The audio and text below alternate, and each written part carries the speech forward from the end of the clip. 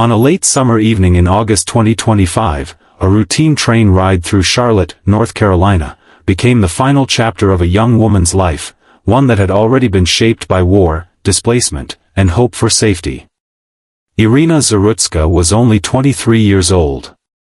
She was born and raised in Kyiv, Ukraine, where she studied art restoration and dreamed of building a creative future. That future was violently interrupted in 2022, when Russian forces invaded Ukraine. Bombardments reached her neighborhood, forcing her family to abandon their apartment and survive for months inside a cramped underground shelter. Like millions of others, Irina made a choice no one should have to make: leave her home or risk dying in it. In August 2022, she arrived in the United States with her mother, sister, and younger brother. They settled in North Carolina, relying on extended family for housing and support.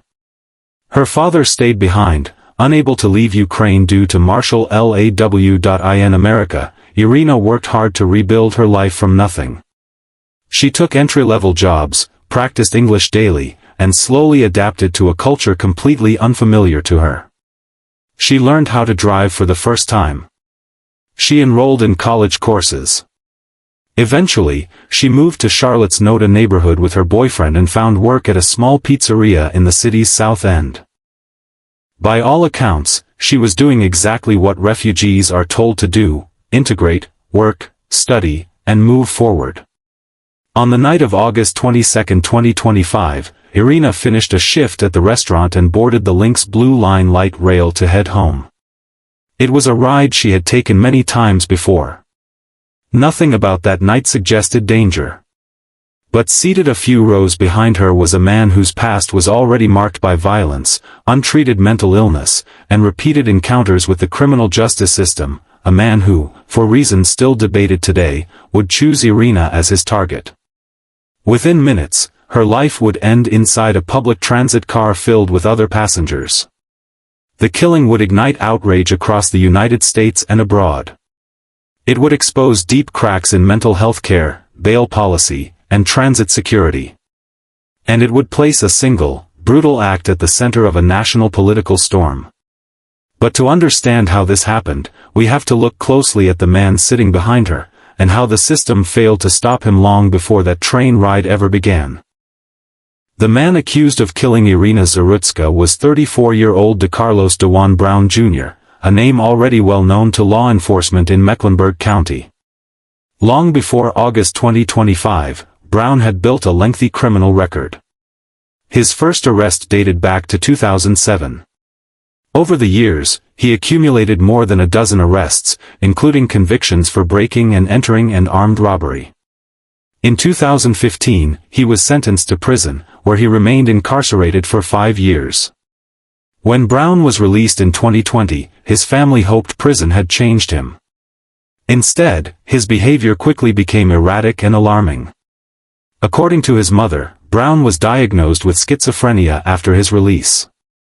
He reportedly displayed paranoia, emotional instability, and violent outbursts inside the family home. His mother said she repeatedly sought help, including attempts to have him involuntarily committed for psychiatric treatment. Those attempts failed. In North Carolina, involuntary commitment requires courts to determine that an individual poses an immediate danger to themselves or others. Despite Brown's deteriorating condition, those legal thresholds were not met. At the same time, the state's mental health infrastructure had been weakened over decades, with fewer hospital beds and long wait times for treatment. At one point, Brown stopped taking prescribed medication. Unable to manage his behavior at home, his family eventually took him to a homeless shelter. In January 2025, just months before the killing, Brown made multiple calls to 911, claiming there was a mysterious material inside his body controlling his movements. Rather than being hospitalized, he was charged with misuse of emergency services and released without bond. No psychiatric hold followed. No mandatory treatment was ordered. No monitoring was put in place. By August, Brown was effectively untreated, homeless, and moving freely through public spaces, including Charlotte's transit system. On the day of the attack, surveillance footage later showed him riding the Lynx Blue Line for hours. He appeared agitated, laughing to himself and making strange movements. At one point, transit security passed through his car but did not stop or question him. Authorities later acknowledged he did not have a valid ticket. What no one knew was that Brown was carrying a pocketknife, and that within minutes, he would use it on a stranger who had never spoken a word to him. What happened next unfolded in less than 5 minutes, but those minutes would be replayed, analyzed, and argued over by an entire nation. At 9:46 p.m., Irina Zarutska boarded the Lynx Blue Line at the Skaleybark station after finishing her shift. She sat down, unaware that the man behind her had already been riding the train for hours. 4 minutes later, everything changed. Surveillance footage shows Brown pulling a pocketknife from his hoodie. Without warning, without provocation, he leaned forward and stabbed Irina from behind, 3 times. One wound struck her neck. Another pierced her upper chest. A third injured her knee. Passengers nearby froze in shock. Irina remained conscious, or semi-conscious, for nearly a minute. She attempted to move before collapsing onto the train floor, bleeding heavily. There were no security officers in her train car. Officers were reportedly stationed 1 car ahead. Other passengers rushed to help as best they could. It wasn't enough. Irina became unresponsive and was pronounced dead at the scene. An autopsy later confirmed that the stab wounds had severed major blood vessels, making survival unlikely even with immediate medical intervention. After the attack, witnesses reported Brown making a disturbing statement referencing the victim. Moments later, he calmly exited the train at the East/West Boulevard station. Police were waiting. Brown was arrested on the platform just 2 minutes after the stabbing. He was treated for a minor injury to his hand and taken into custody. The weapon was recovered. The footage, released weeks later, spread rapidly online.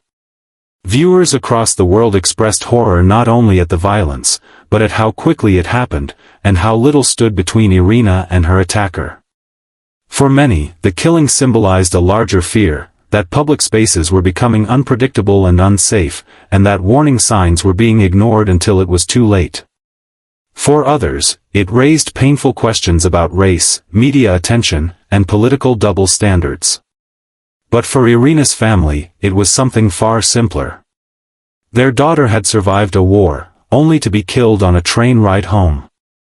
As the footage circulated and outrage grew, the case exploded beyond Charlotte, reaching the White House, Congress, and even the United Nations. In the weeks following the killing, the case moved rapidly through the courts, and just as rapidly into the political spotlight. DeCarlos Brown Jr. was charged in state court with first-degree murder and federally with committing a deadly act on a mass transportation system. A judge ordered a psychological evaluation, and prosecutors signaled that the death penalty could be pursued. He was held without bond. But the courtroom was only one battlefield. Public outrage triggered intense debate over transit security, mental health failures, bail reform, and repeat offenders. Charlotte officials faced criticism for fare enforcement gaps and limited security presence on trains. Ridership on the Lynx Blue Line declined sharply in the months that followed. National figures weighed in. President Donald Trump publicly condemned the killing, blaming what he described as soft-on-crime policies. Conservative lawmakers demanded accountability from judges and prosecutors. Congressional hearings were held in Charlotte to examine public transit safety nationwide. Internationally, Ukraine's government monitored the case closely. President Volodymyr Zelensky honored Irina during a United Nations address, calling her death a reminder that safety cannot be taken for granted, even far from war. At the state level, North Carolina lawmakers moved swiftly. House Bill 307, soon known as Irina's Law, was introduced and passed within weeks. The legislation tightened pretrial release rules, expanded mandatory mental health evaluations, increased prosecutorial funding, and made crimes committed on public transit an aggravating factor in death penalty cases. Supporters called it necessary reform. Critics warned it could overburden jails and further strain the mental health system. Still, the bill became law on December 1, 2025.